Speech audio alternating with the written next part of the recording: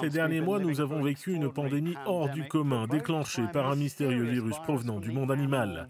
Personne ne connaît exactement son origine. Essayons de démêler ce que l'on sait et ce que l'on ne sait pas sur ce coronavirus. Et tentons de comprendre si nous devrions nous préparer à d'autres pandémies. Première question, ce virus est-il à 100% d'origine naturelle?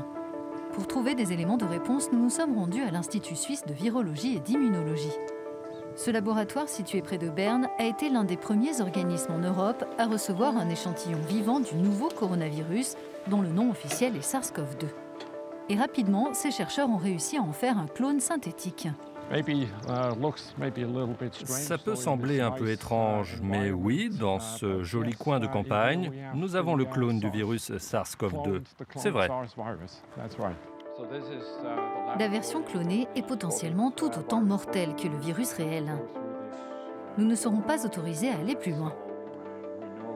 Ces équipes créent des clones parce qu'ils sont utiles pour développer des vaccins contre les nouveaux virus.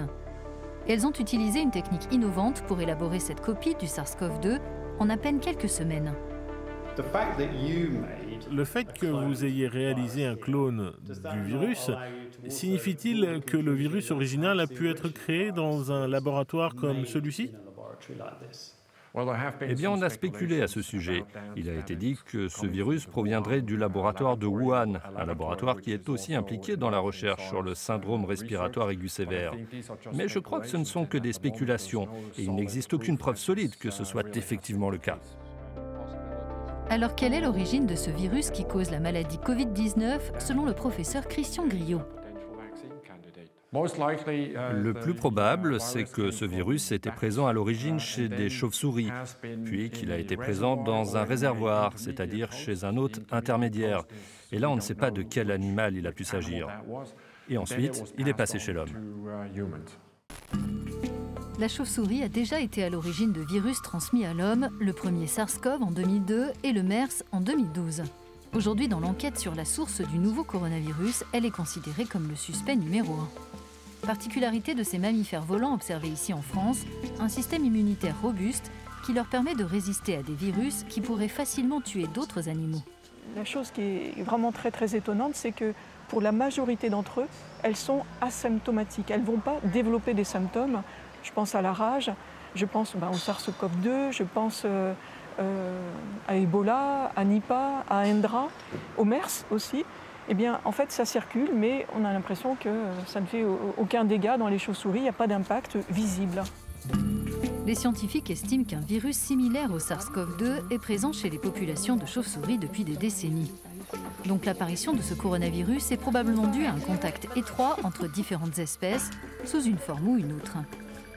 Et à un moment donné, dans les échanges qui se produisent, il peut y avoir une bonne combinaison génétique, à la fois du virus et pour l'espèce humaine, et à ce moment-là, la transmission a lieu. Une émergence, ce n'est pas comme ça un claquement du doigt, c'est une longue histoire et généralement, elle est provoquée par l'espèce humaine. Au Muséum d'histoire naturelle à Paris, Alexandre Assanin, spécialiste en évolution, cherche à comprendre ce processus, le rôle des humains et d'autres animaux dans l'émergence du nouveau coronavirus. Certains gènes de ce virus le lient au pangolin, un animal utilisé en médecine chinoise et victime de trafic illégal. La question, c'est comment ces pangolins ont pu attraper ces virus. Parce que ça, c'est vraiment la vraie question, sachant que ces virus ont été identifiés uniquement chez des animaux captifs, saisis par les douanes chinoises. Et pour l'instant, aucun virus n'a été identifié chez des pangolins en milieu naturel. Et c'est là que le rôle joué par les hommes est scruté à la loupe.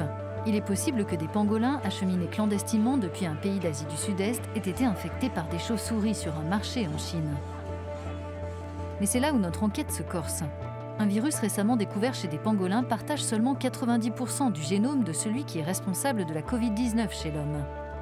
Une similarité à 100% nécessiterait 50 ans d'évolution. Ce qu'on cherche maintenant, c'est un virus qui soit très proche du virus humain chez un organisme sauvage. Ce qui est bizarre, encore une fois, c'est que tout converge plutôt vers l'Asie du Sud-Est ou l'extrême sud de la Chine, et non pas Wuhan. Donc clairement, le rôle du trafic d'animaux vivants, pour moi, a l'air assez clair. Alors soit c'est directement à partir d'un animal vivant vendu sur les marchés ou en tout cas conservé en captivité, soit ça passe par un laboratoire.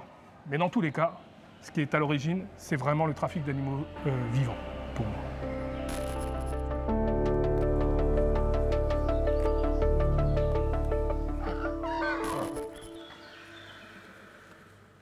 Quelle que soit la manière dont le nouveau coronavirus est passé de l'animal à l'homme, il y a de quoi s'interroger sur notre relation avec le règne animal et sur les risques que cela implique pour l'avenir. Personne ne connaît mieux les animaux que les vétérinaires comme Michel Pépin de l'établissement universitaire VetagroSup près de Lyon. Il fait remarquer que les coronavirus, souvent issus des chauves-souris, sont partout dans le monde animal. Pratiquement chaque espèce animale héberge un coronavirus. On le sait pour le chat, pour le chien, pour les porcs, pour les bovins, pour les chevaux, pour ce qui nous concerne. Trouver l'origine du SARS-CoV-2 est important car le nombre de virus qui passent de l'animal à l'homme et provoquent les maladies appelées zoonoses a augmenté. Dans le cas du nouveau coronavirus, on l'explique par la chasse, le trafic et la vente d'animaux sauvages. Mais il y a d'autres facteurs à prendre en compte. Le changement climatique a un impact, mais ça reste pas forcément le facteur principal dans l'émergence des maladies infectieuses. C'est bien les conditions, pratiques agricoles, l'irrigation, la déforestation, le contact avec la faune sauvage, l'écotourisme, le souhait des touristes d'aller au plus près de la nature font qu'à un moment donné, on entre en contact avec des virus qui jusqu'à présent restaient confinés dans la forêt avec la faune sauvage. Aujourd'hui, on lutte contre le SARS-CoV-2, mais dans les prochaines décennies, ces scientifiques pourraient bien devoir mener l'enquête sur ses futurs cousins, les SARS-CoV-3, 4, etc.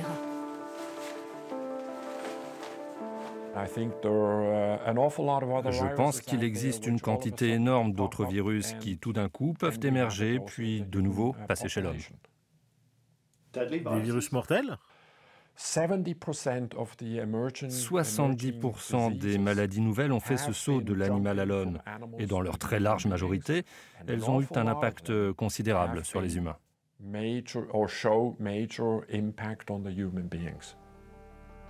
Donc oui, pour certaines d'entre elles, ce sont vraiment des virus mortels. Lutter contre les maladies émergentes nécessite que les scientifiques identifient davantage de virus sur davantage d'animaux pour dresser un tableau sanitaire complet et contribuer à mieux nous préparer à la prochaine pandémie.